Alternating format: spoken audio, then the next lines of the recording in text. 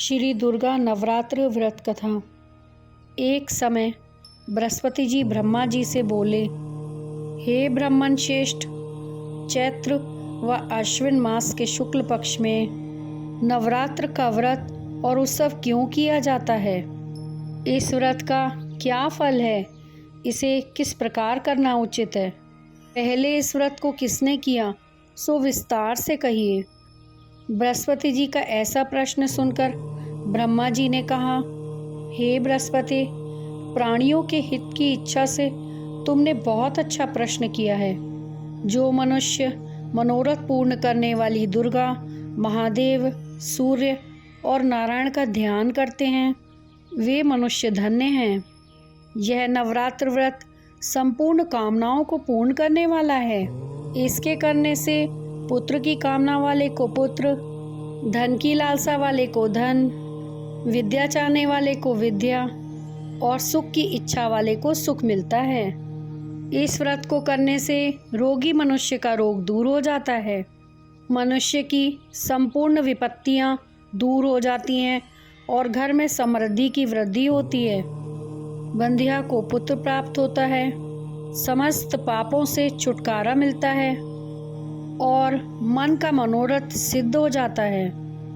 जो मनुष्य इस नवरात्र व्रत को नहीं करता, वह अनेक दुखों को भोगता है और कष्ट व रोग से पीड़ित हो अंगहीनता को प्राप्त होता है। उसकी संतान नहीं होती और वह धन धान्य से रहित हो भूख और प्यास से व्याकुल घूमता फिरता है तथा संज्ञाहीन हो जाता है।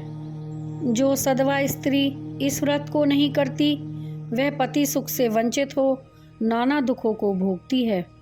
यदि व्रत करने वाला मनुष्य सारे दिन का उपवास ना कर सके, तो एक समय भोजन करे और उस दिन बांधवों सहित नवरात्र व्रत की कथा का श्रवण करे। हे बृहस्पति, जिसने पहले इस महाव्रत को किया है, वह कथा मैं तुम्हें सुनाता हूँ। तुम सावधान होकर सुनो। इस प्रकार ब्रह्मा जी का वचन सुनकर बृहस्पति जी बोले, हे ब्राह्मण, मनुष्यों का कल्याण करने वाले इस व्रत के इतिहास को मेरे लिए कहो। मैं सावधान होकर सुन रहा हूँ। आपकी शरण में आए हुए मुझ पर कृपा करो। ब्रह्मा जी बोले, प्राचीन काल में मनोहर नगर में पीठत नाम का एक अनाथ ब्राह्मण रहता था। वह भगवती दुर्गा का भक्त था। उसके संपूर्ण सद्गुणों से युक्त सुमति नाम की एक अत्यंत सुंदरी कन्या उत्पन्न हुई। वह कन्या सुमति अपने पिता के घर बाल्यकाल में अपनी सहेलियों के साथ क्रीड़ा करती हुई इस प्रकार बढ़ने लगी, जैसे शुक्ल पक्ष में चंद्रमा की कला बढ़ती है। उसका पिता जब प्रतिदिन दुर्गा की पूजा करके होम किया करता, तब वह नियम से उस समय वहां उपस्थित रहती। एक दिन सुमति अपनी सखियों के साथ खेल में लग गई और भगवती के पूजन में उपस्थित नहीं हुई। उसके पिता को पुत्री की ऐसी असावधानी देखकर क्रोध आया और वह पुत्री से कहने लगा, अरे दुष्ट पुत्री, आज तूने भगवती का पूजन नहीं किया। इस कारण मैं किसी कुष्ठी, रोगी या दरिद्री मनुष्य के साथ तेरा विवाह करूंगा। पिता का ऐसा वचन सुनकर सुमति को बड़ा दुख हुआ और पिता से कहने लगी, हे पिताजी, मैं आपकी कन्या हूँ तथा सब तरह से आपके अधीन हूँ। जैसी आपकी इच्छा हो वैसा ही करो। राजा से, कुष्ठी से, दरिद्र से अथवा जिसके साथ चाहो मेरा विवाह कर दो, पर होगा वही जो मेरे भाग्य में लिखा है। मेरा तो अटल विश्वास है, जो जैसा कर्म करता है उसको कर्मों के अनुसार वैसा ही फल प्राप्त होता है।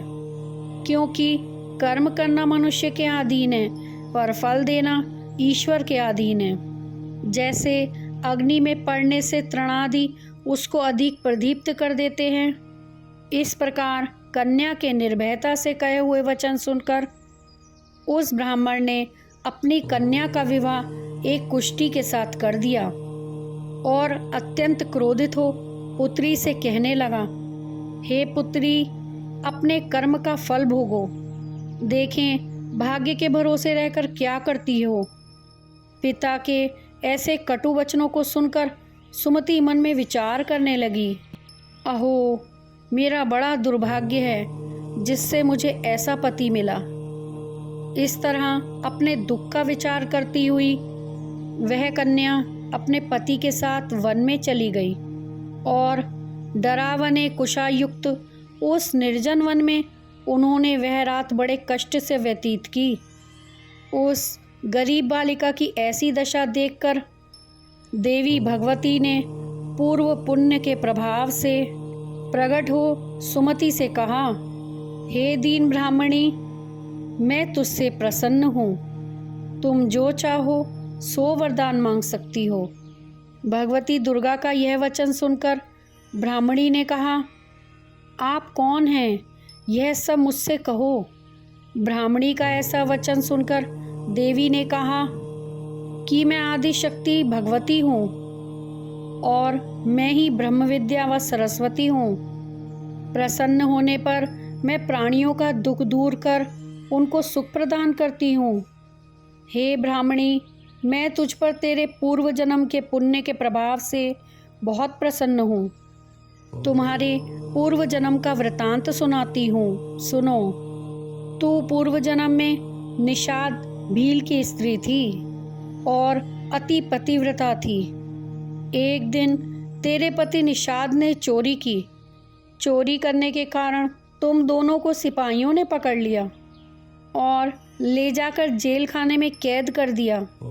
उन लोगों ने तुझको और तेरे पति को भोजन भी नहीं दिया। इस प्रकार नवरात्र के दिनों में तुमने ना तो कुछ खाया और ना ही जल पिया। इस प्रकार 9 दिन तक नवरात्र का व्रत हो गया। हे ब्राह्मणी, उन दिनों में जो व्रत हुआ, इस व्रत के प्रभाव से प्रसन्न होकर मैं तुझे मनोवांछित वर देती हूँ। तुम्हारी जो इच्छा हो सो मांगो। इस प्रकार दुर्गा के वचन सुनकर ब्राह्मणी बोली, अगर आप मुझ पर प्रसन्न हैं तो हे दुर्गे, मैं आपको प्रणाम करती हूँ। कृपा करके मेरे पति का कोढ़ दूर करो। देवी ने कहा, उन दिनों में जो तुमने व्रत किया था, उस व्रत का 1 दिन का पुण्य पति का कोढ़ दूर करने के लिए अर्पण करो। उस पुण्य के प्रभाव से तेरा पति कोढ़ से मुक्त हो जाएगा। ब्रह्मा जी बोले। इस प्रकार देवी के वचन सुनकर वह ब्राह्मणी बहुत प्रसन्न हुई और पति को निरोग करने की इच्छा से जब उसने तथास्तु, ठीक है, ऐसा वचन कहा, तब उसके पति का शरीर भगवती दुर्गा की कृपा से कुष्ठ रोग से रहित और अति कांति युक्त हो गया। वह ब्राह्मणी पति की मनोहर देह को देखकर देवी की स्तुति करने लगी।